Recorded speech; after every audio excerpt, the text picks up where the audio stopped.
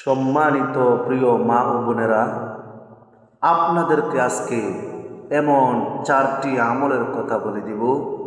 এই 4টি আমল যদি আপনারা করতে পারেন তাহলে জান্নাতের সবগুলো দরজা আপনাদের জন্য খুলে দেওয়া হবে। সুবহানাল্লাহ।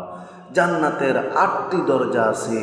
এই 8টি দরজার যে কোনো দরজা দিয়ে আপনি জান্নাতের মধ্যে প্রবেশ করতে পারবেন। সুবহানাল্লাহ। তো আমাদের সকলের মনের আশা যে আমরা জান্নাতে যাব। তো এই দুনিয়ার জিন্দিগি তো খুবই সামান্য, শুরু আছে শেষও আছে, কিন্তু আখিরাতের জিন্দিগির শুরু আছে কিন্তু শেষ নাই। এই জন্য আখিরাতের জিন্দিগি হচ্ছে আসল জিন্দিগি। দুনিয়াতে আজকে আমরা আছি, কালকে থাকবো না, কিন্তু আখিরাতে তো আমাদেরকে চিরকাল থাকতে হবে। তাহলে আখিরাতের জিন্দিগি আমাদেরকে সুন্দর করতে হবে। তো আজকে আপনাদেরকে 4টা আমলের মাধ্যমে আখিরাতের জিন্দিগি যেন সুন্দর হয়, আপনারা যেন জান্নাতে চলে যাইতে পারেন, এমন 4টা আমল আজকে আপনাদেরকে শিখিয়ে দিব। অবশ্যই অবশ্যই আপনারা আমলের নিয়তে ভিডিওটা দেখবেন এবং আপনাদের আপনজন বন্ধুবান্ধব যারা আছে তাদেরকে সওয়াবের নিয়তে ভিডিওটা শেয়ার করে দিবেন ইনশাআল্লাহ। তো আসুন আমরা মূল ভিডিওর মধ্যে চলে যাই। 4টা আমলের মধ্যে 1 নম্বর আমল হলো আমাদের উপর 5 ওয়াক্ত নামাজ ফরজ করা হয়েছে। এই 5 ওয়াক্ত সালাত ইখলাসের সাথে আদায় করা, কারণ নামাজ ছাড়া মুসলমানের কোনো পরিচয় নাই।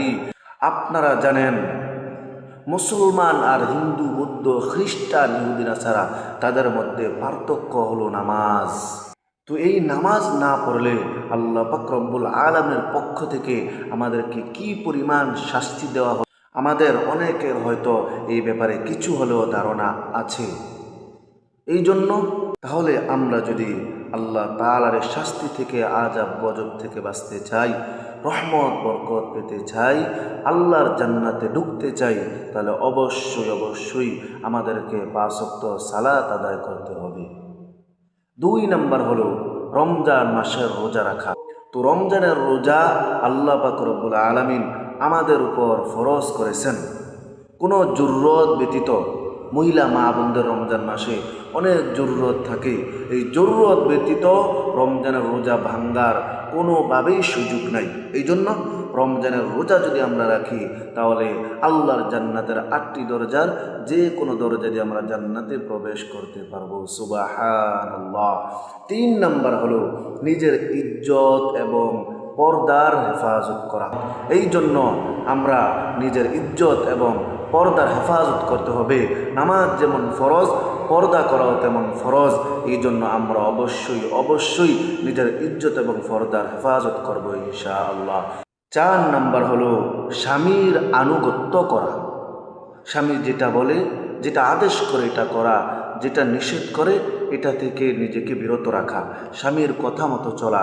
এখন অনেক মা বোনেরা বলবেন, আমাদের কি নিজের কোনো স্বাধীনতা নাই যে স্বামী যেটা বলে আমরা সেটাই করতে হবে? না না, স্বাধীনতা আছে, কিন্তু শরিয়া ভিত্তিক স্বামী যেই কথা আপনাকে বলবে এটা আপনাকে মানতে হবে। স্বামীর আনুগত্য করা এটা প্রত্যেক মা বোনদের জন্য জরুরি, কারণ স্বামী হচ্ছে আপনাদের সবচেয়ে কাছের মানুষ। সুখে দুঃখে বিপদে আপদে সব সময় আপনাদের পাশে থাকে। এই জন্য অবশ্যই অবশ্যই স্বামীর কথা মতো চলার চেষ্টা করবেন, তাহলে আল্লাহ পাক রব্বুল আলামিন আপনাদেরকে আল্লাহর জান্নাতের যে কোনো 8টি দরজার যে কোনো দরজা দিয়ে ঢোকার সুযোগ করে দিবেন ইনশাআল্লাহ। আল্লাহ পাক রব্বুল আলামিন আমাদেরকে এই 4টি আমলের মাধ্যমে আল্লাহর জান্নাতে যাওয়ার মতো তৌফিক দান করেন। আমিন।